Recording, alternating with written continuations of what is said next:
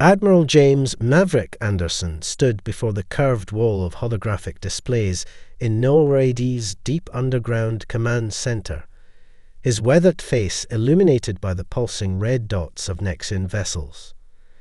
3 days had passed since humanity's first contact with an alien civilization, and it hadn't gone the way decades of science fiction had led them to expect. No peaceful exchange of knowledge, no diplomatic overtures, just an ultimatum delivered with the casual arrogance of beings who had conquered 1,000 worlds. "Sir," Lieutenant Hayes called from her station, "the Nexian ambassador is requesting another audience with the United Earth government." Her voice carried the strain of 72 hours of continuous monitoring.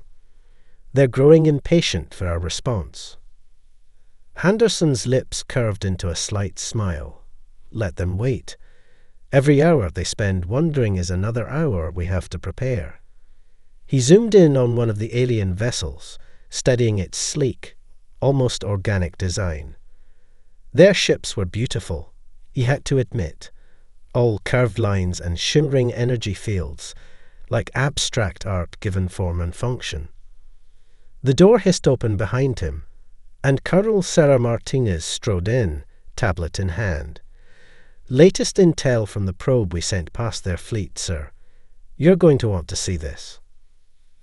Anderson accepted the tablet, scanning through pages of sensor data and analysis. His eyes widened slightly. "They really don't have any kinetic shielding at all." "None, sir," Martinez confirmed, a predatory gleam in her eyes. "Their entire defensive doctrine is built around energy shields. According to what we've intercepted, they haven't seen actual projectile weapons in over 3 centuries. Most of their member species skipped that phase of military development entirely." Anderson shook his head, remembering the ambassador's condescending speech about humanity's primitive technology.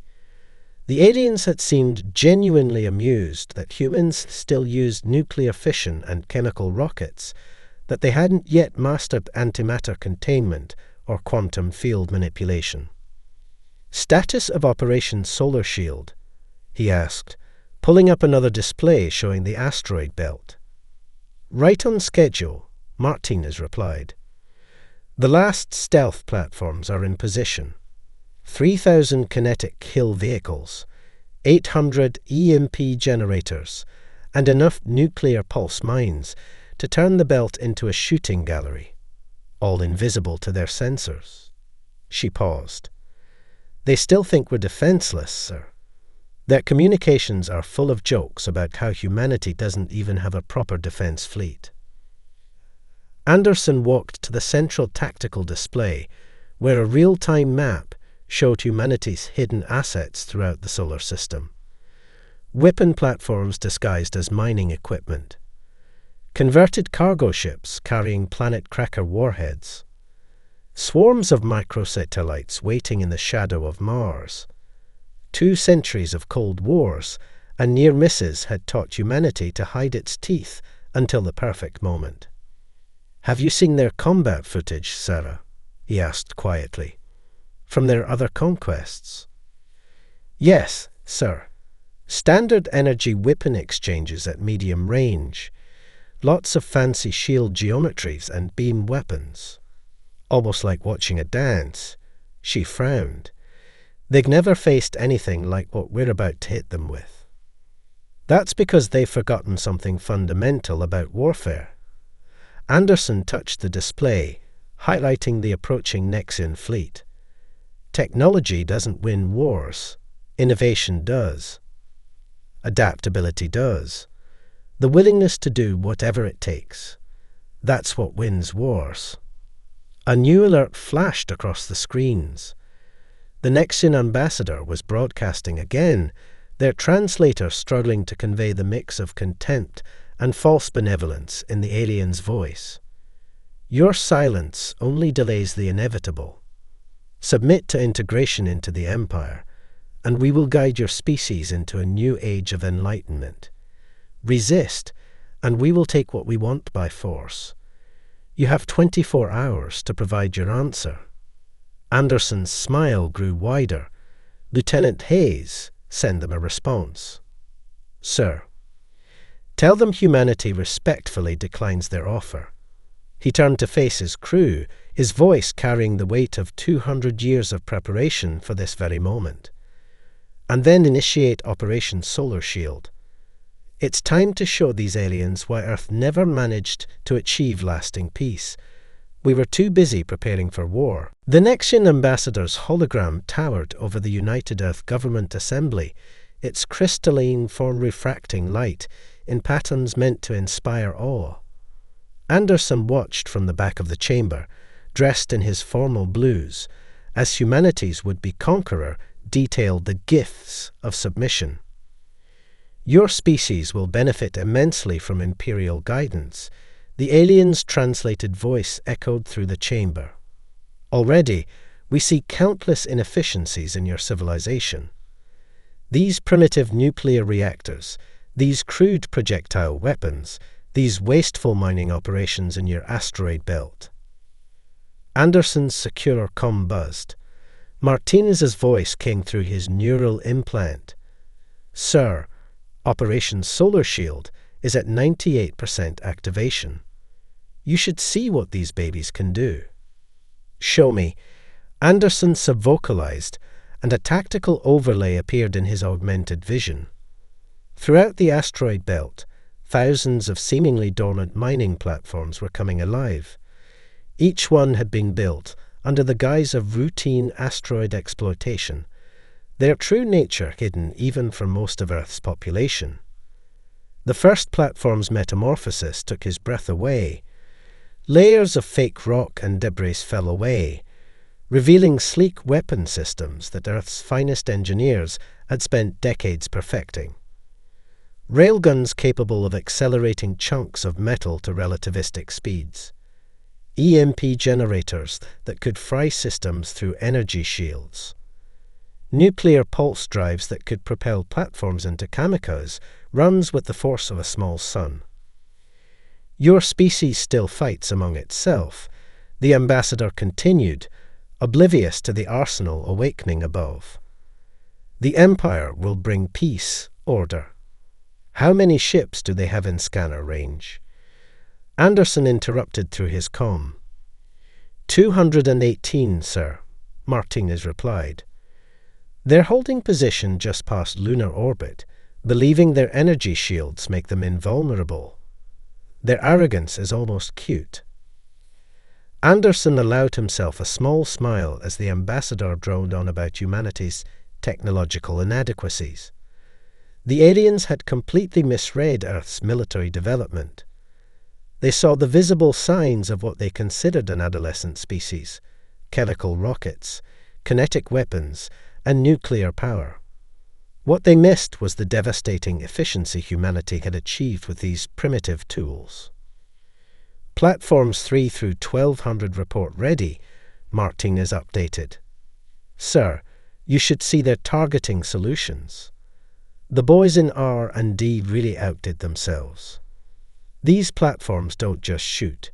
They predict, adapt, and learn. All those video games we fed into their combat eye are about to pay off." The ambassador's hologram gestured grandly. "We understand this transition may be difficult. That is why we have brought only a small peacekeeping force. 200 ships should be more than sufficient tow." "What's the status on the microsatellite swarms?" Anderson cut in, ignoring the diplomatic theatre. 30,000 units deployed and cloaked. They're programmed to attach to Nexian hulls and burrow through their armor like mechanical parasites. First contact analysis shows their ships have no defense against physical infiltration. They rely entirely on their energy shields. Anderson's augmented display showed the full scope of humanity's hidden arsenal. Behind every asteroid, beneath every crater, disguised as mining equipment and space debris, lay the products of centuries of human paranoia and preparation. The Cold War had never really ended. It had just moved into space, driving innovation in weapons that the Nexians couldn't imagine. "Your species' isolation ends today," the ambassador declared. "The Empire welcomes you in tow. Operation Solar Shield is 100% active," Martinez reported. All platforms showing green. "Sir, they still haven't detected a single one. Their sensors are completely blind to our tech." Anderson straightened his uniform and stepped forward. The ambassador's hologram flickered as it noticed him approaching the podium. "Ambassador," he called out, his voice cutting through the alien's speech. "Humanity has considered your generous offer." He paused, savoring the moment. "We have prepared our response over the last 2 centuries. As the ambassador's crystalline form shimmered in confusion, Anderson sent the execute command through his neural link. Throughout the solar system, humanity's hidden arsenal stirred to life, ready to teach the aliens why Earth had never achieved the peace they so proudly proclaimed. The war for Earth's independence was about to begin, and the Nexians had no idea what they were about to face. Multiple Nexian vessels breaking orbit. Lieutenant Hayes announced, her hands dancing across the holographic interface. Their formation suggests a standard Imperial subjugation pattern. They're not even trying to hide their approach. Anderson stood at the command center's main viewport, watching Earth's defense fleet retreat from lunar orbit. To the Nexians, it must have looked like cowardice, humanity's visible military assets falling back in disarray. The alien comm chatter filtering through their intel feeds was filled with mockery and contempt. "Listen to them," Martinez said, playing a translated intercept through the command center's speakers. "They think we're running scared." "Status of the trap?" Anderson asked, his eyes fixed on the approaching Nexian fleet. Their ships moved with perfect precision, energy shields creating a mesmerizing pattern of overlapping geometric forms against the stars. "Optimal, sir. They're following our fleeing ships exactly as predicted. In 45 minutes, they'll cross the critical threshold." Martinez's tactical display showed a complex web of firing solutions and intercept vectors. All 200 of their ships are committed to the pursuit. Anderson nodded, remembering countless historical battles where superior forces had fallen for the same basic trick. "Humans have been perfecting the tactical retreat since before we invented writing," he mused. "You'd think an advanced species would have studied military history."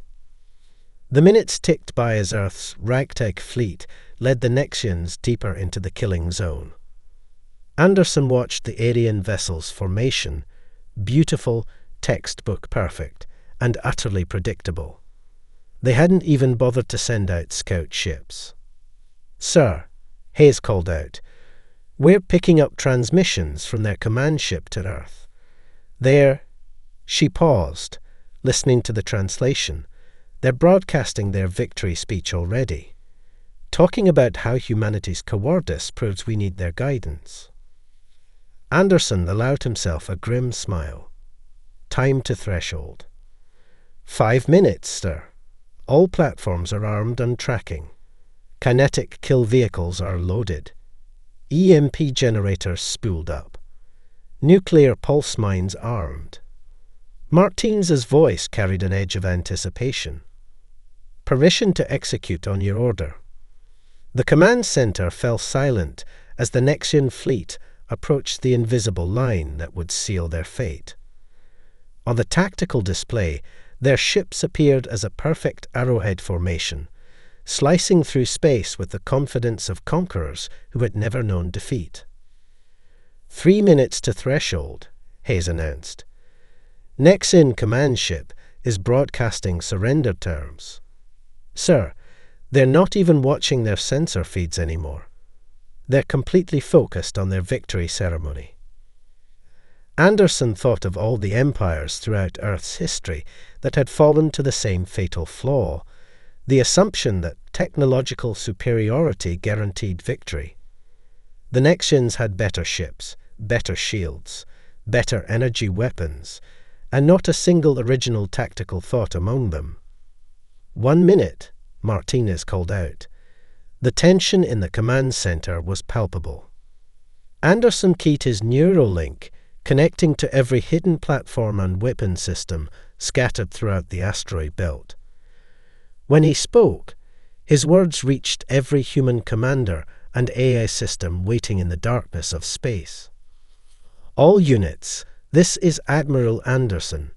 Execute Operation Solar Shield on my mark. He paused, watching the Nexian fleet cross the final threshold. Remember your history. Remember Thermopylae.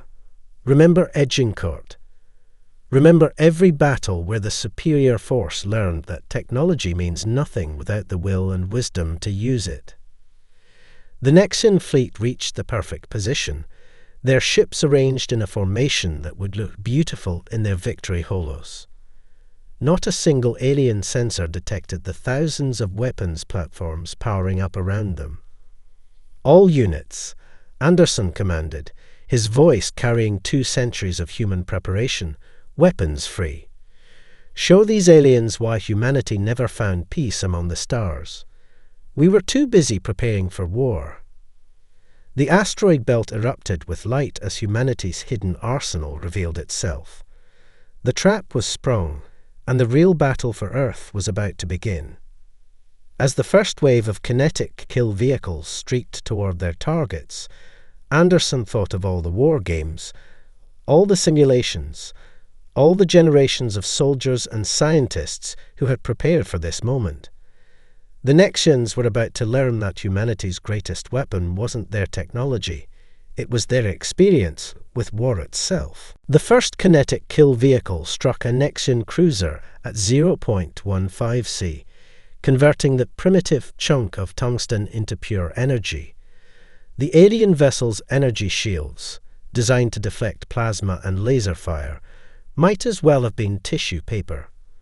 The impact vaporized the ship instantly, the explosion temporarily outshining Earth's sun. Direct hit on target Alpha 7, Martinez announced, her voice clinical despite the destruction unfolding on their screens. First wave impact in 3, 2, 1. The void erupted in a symphony of destruction. Hundreds of relativistic projectiles struck the Nexian fleet simultaneously, their perfect formation becoming their perfect undoing.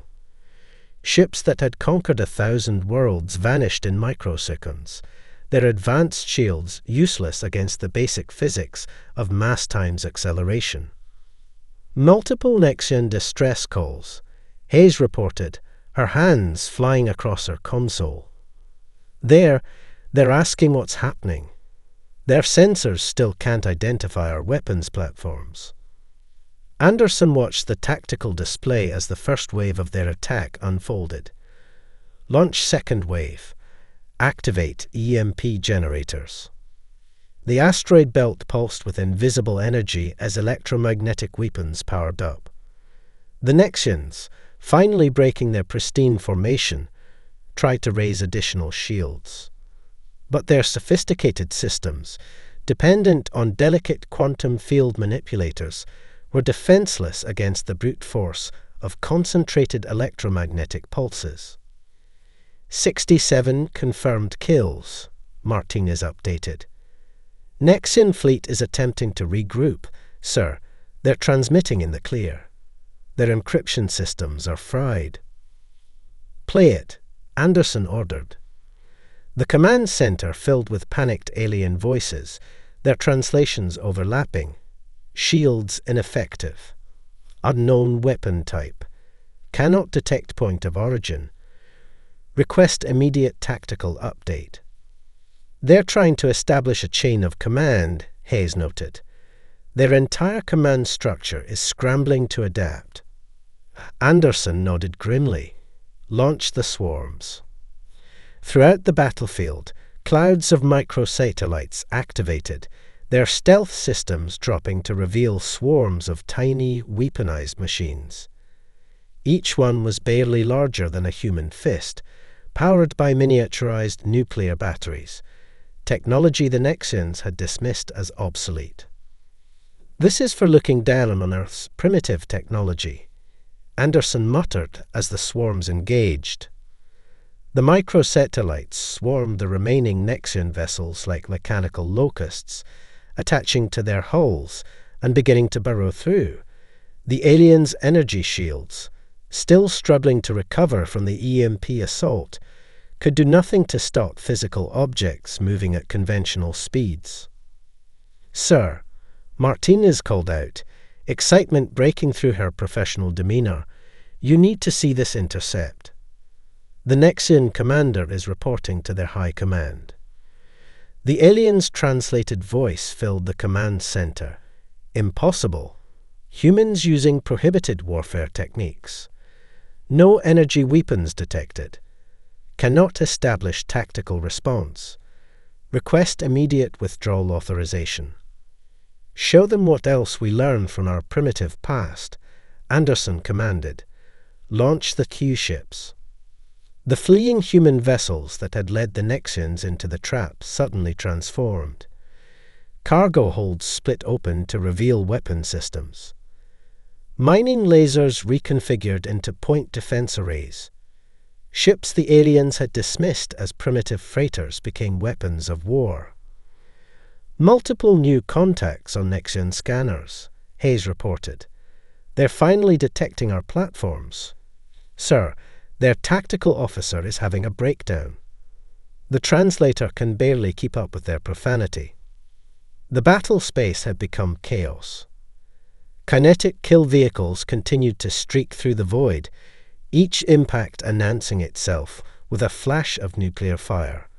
EMP pulses rolled through space in waves, crushing alien shield systems. Swarms of microsatellites devoured Nexian ships from the outside in, while converted Earth vessels struck from every angle. "Nexian fleet at 30% strength and falling," Martinez announced. "They're attempting to retreat. Their faster-than-light drives are failing to engage. The EMP damage is too severe." Anderson watched as humanity's first interstellar battle unfolded exactly as 2 centuries of preparation had predicted. The aliens had expected primitives with simple weapons. Instead, they found warriors who had turned their every limitation into an advantage.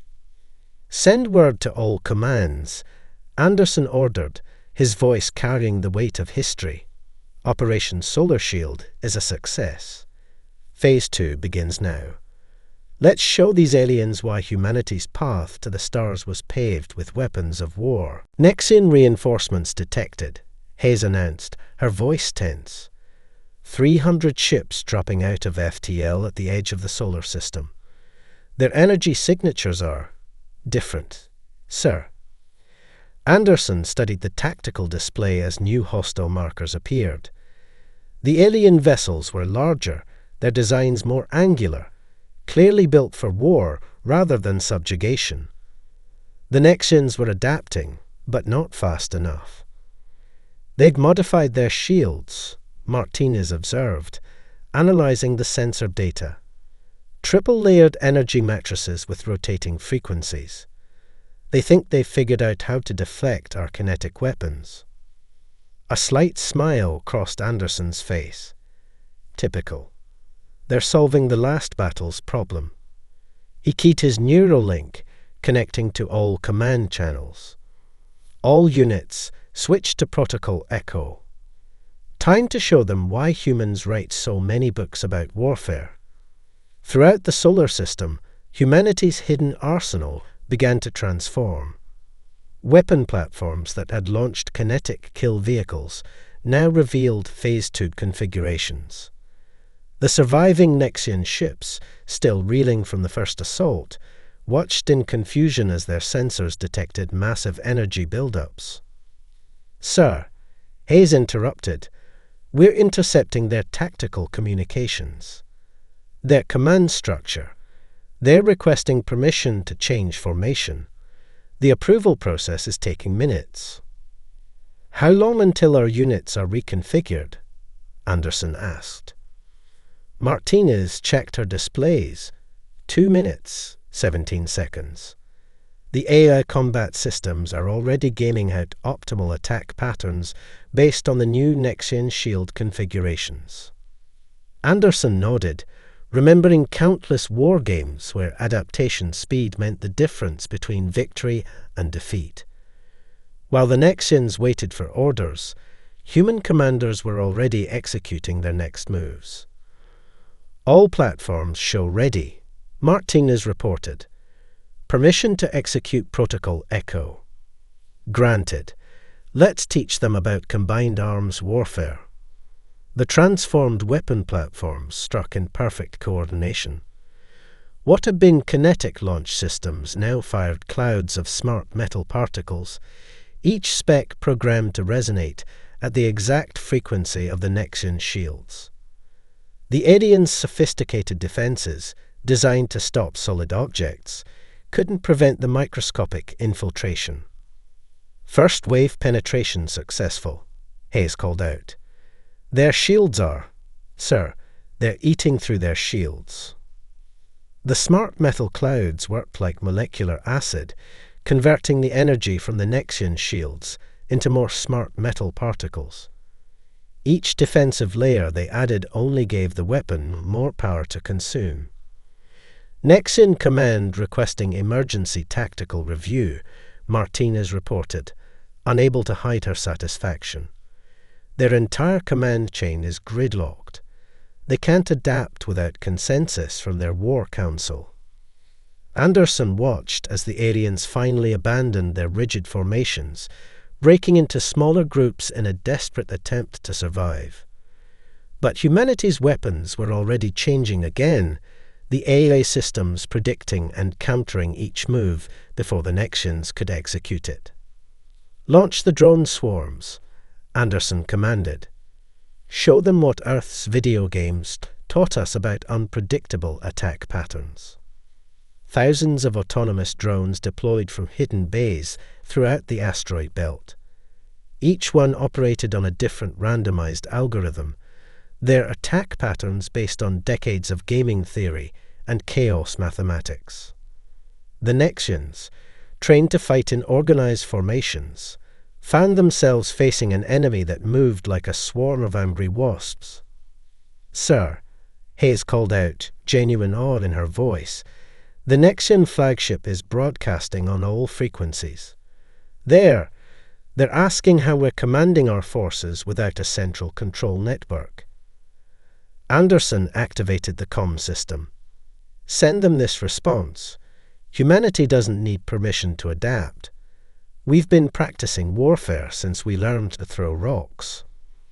The battle space had become a testament to human innovation. Where the next-gens sought to perfect a single approach, humanity deployed dozens. Where alien commanders waited for orders, human officers acted on initiative. Each time the next-gens developed a counter to one weapon, 3 new ones took its place. Their formation is breaking, Martinez announced. Multiple ships attempting independent action. Their command structure is completely overwhelmed.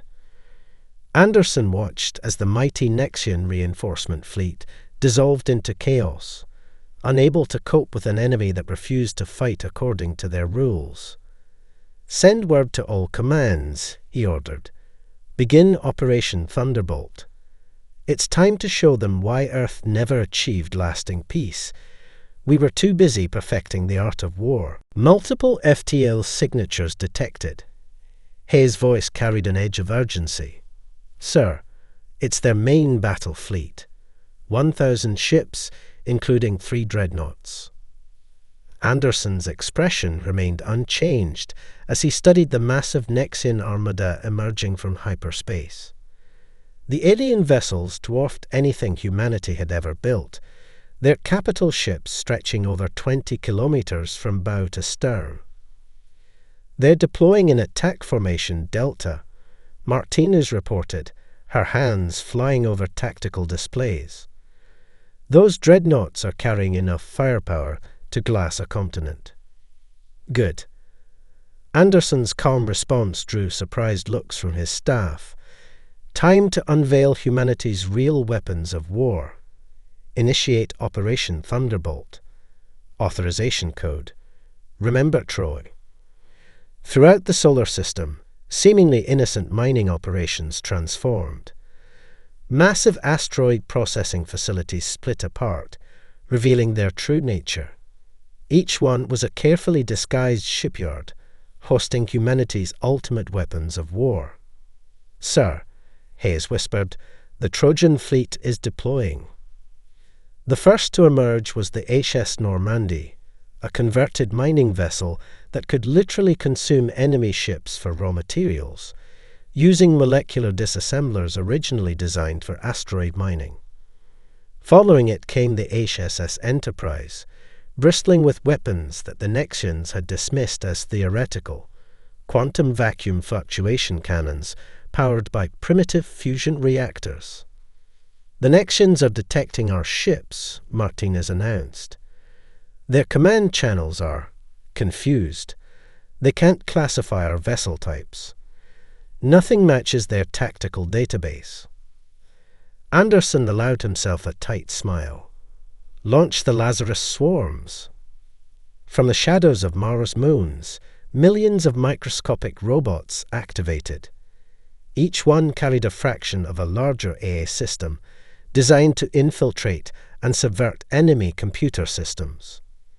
As they spread across space like a metallic virus, the Nexian fleet's sophisticated networks began to falter. "Enemy dreadnoughts are launching fighters," Hayes reported. "Thousands of them. Wait. Sir, our Lazarus swarms are already inside their systems. The fighters are turning against their own ships."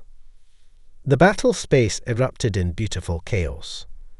The HSS Normandy approached its first target, its molecular disassemblers reducing a Nexian cruiser to its component atoms in seconds.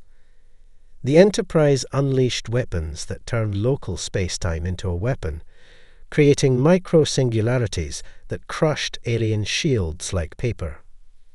"Nexian command is in complete disarray," Martinez said, monitoring their communications. "They're detecting weapons they thought were impossible with our technology level. Their tactical doctrine has no protocols for this." Anderson keyed his neural link. "All ships, execute attack pattern Ragnarok. Show them why humanity turned every scientific advancement into a weapon of war." The Trojan fleet moved with terrible purpose. Ships disguised as cargo haulers revealed planet-cracking weapons.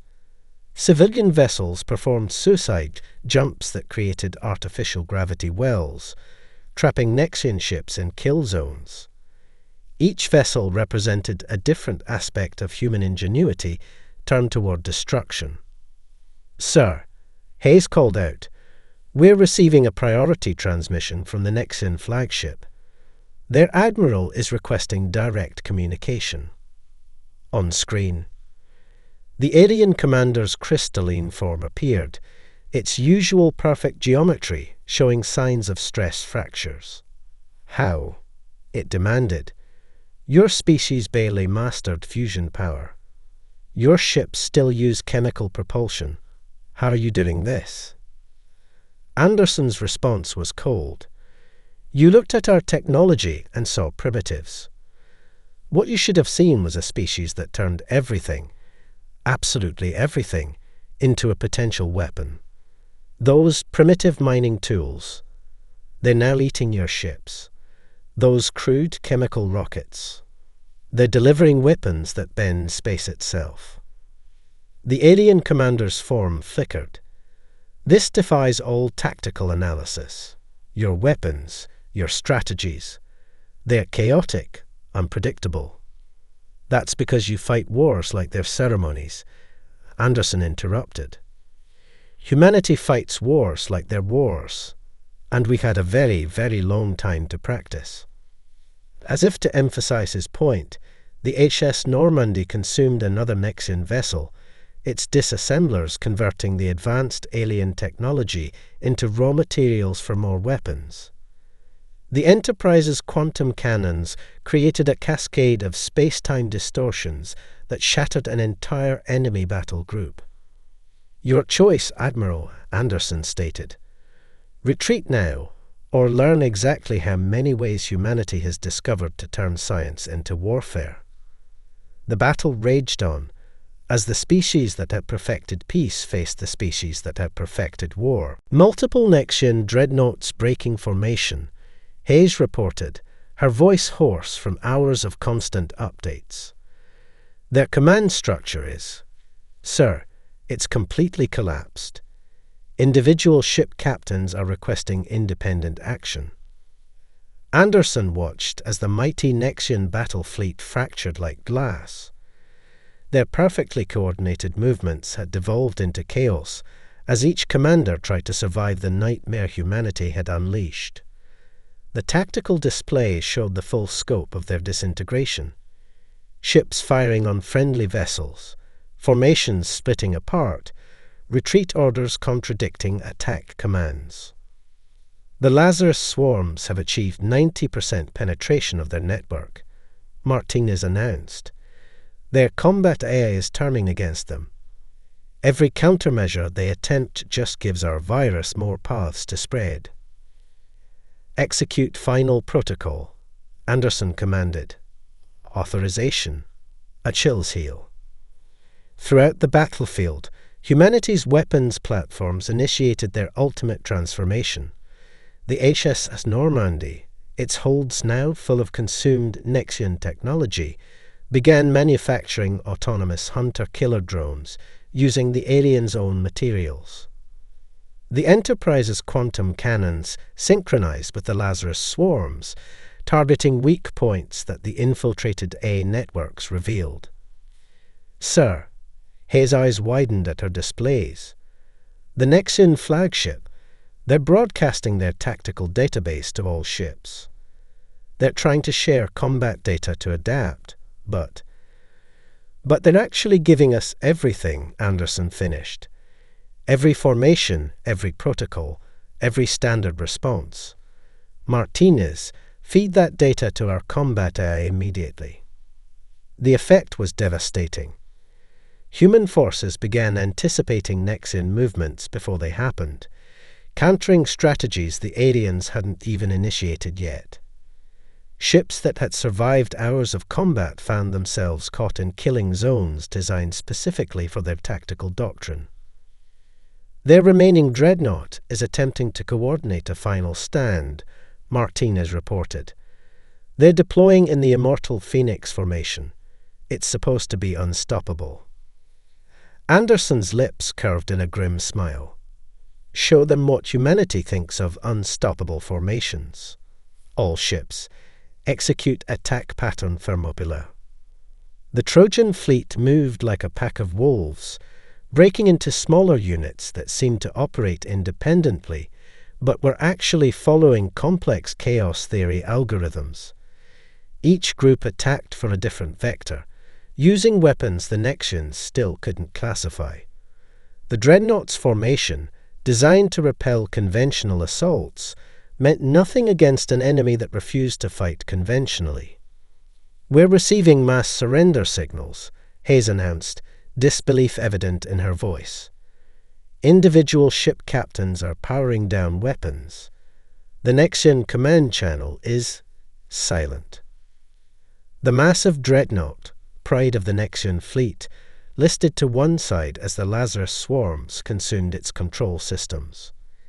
Its perfect energy shields flickered and died as the HSS Normandy approached, molecular disassemblers ready to feast on its hull. "Open a channel to all Nexian vessels," Anderson ordered. When he spoke, his voice carried the weight of every human who had ever fought for survival.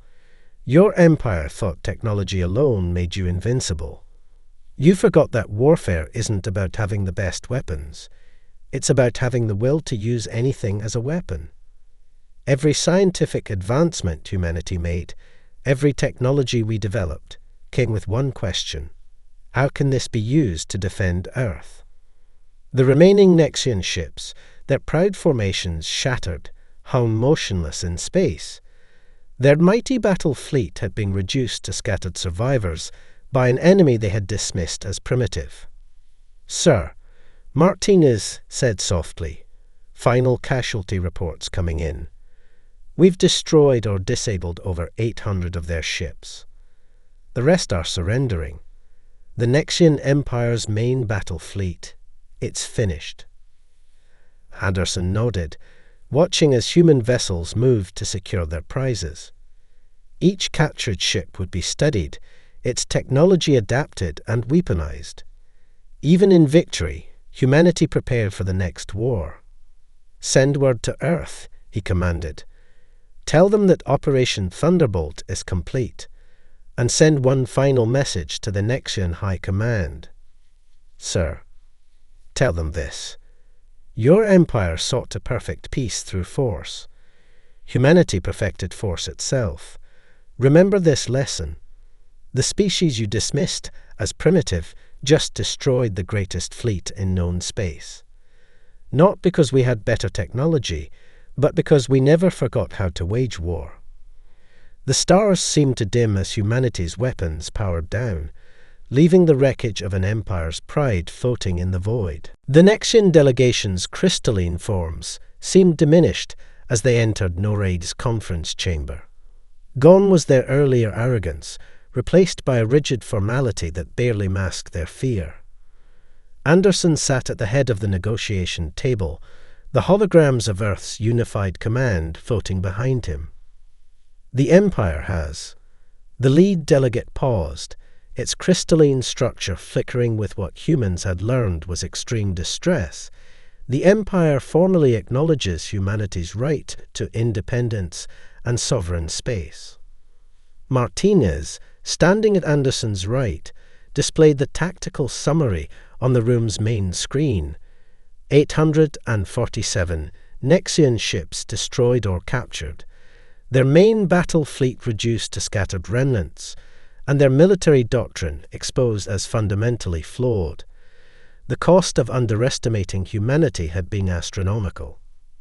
"Independence isn't enough," Anderson stated flatly. "We want answers.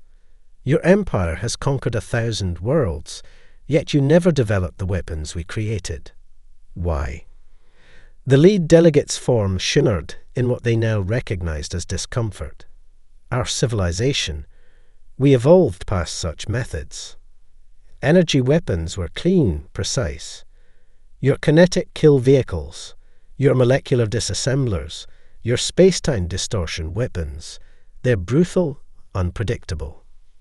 They're effective," Anderson corrected. "Every scientific advancement humanity made was viewed through the lens of warfare, not because we wanted to, but because we had to. Your empire had the luxury of peace. Earth had to prepare for war." Hayes, monitoring the Nexian delegate's vital signs through hidden sensors, spoke up. "Sir, their physiological readings suggest they're genuinely confused by our military doctrine. They literally can't understand why we developed weapons they consider theoretically possible, but too dangerous to pursue." Anderson leaned forward. "Show them the historical database." The room's displays filled with humanity's military history, ancient battles, medieval sieges, modern conflicts, and the centuries of Cold War that drove innovation. The delegates watched in growing understanding as humanity's path of warfare evolution unfolded before them. "Your species," the lead delegate spoke slowly, "you turned everything into a weapon. Mining tools became molecular disassemblers. Theoretical physics became space-time weapons. Even your primitive nuclear technology became the foundation for weapons your empire thought impossible," Anderson finished. "Because we never stopped asking the question, how can this defend Earth?" The secondary delegate stepped forward, its crystalline form pulsing with what they'd learned was intense curiosity. "The Empire, requests permission to send military observers to Earth. We wish to learn. A murmur ran through the human officers present. The empire that had arrived to conquer now sought to become the student. Granted, Anderson replied, under strict conditions. And in return, we want access to your FTL technology. Humanity's expansion into the stars will not be stopped. The Empire agrees, the lead delegate stated. We have never encountered a species like yours. You appeared primitive, yet your weapons and tactics. We appeared exactly as we needed to, Anderson corrected. Your Empire's greatest mistake wasn't underestimating our technology. It was underestimating humanity's capacity to turn anything into a weapon of war. The peace treaty was signed within the hour. As the delegates departed, Martinez approached Anderson with a final report. Sir, analysis of captured Nexian ships is complete. Their technology is centuries ahead of ours in many areas, but they never learned to think like warriors, Anderson finished. They conquered through overwhelming technological superiority, never developing the innovation that Earth's conflicts forced us to master. He stood at the viewport, watching Earth dream below. The planet that had never known lasting peace had just secured its place among the stars through the very warfare that had shaped its history. Send word to all commands, he ordered. Operation Solar Shield is complete, but our work is just beginning. Humanity's path to the stars will be secured not by the strength of our weapons, but by every other species' knowledge that we turned our entire civilization into a weapon to defend our home. The message went out as Earth's hidden arsenal began to power down, their existence now known to the galaxy. Humanity had proved itself not just ready for the stars, but capable of defending its place among them by any means necessary.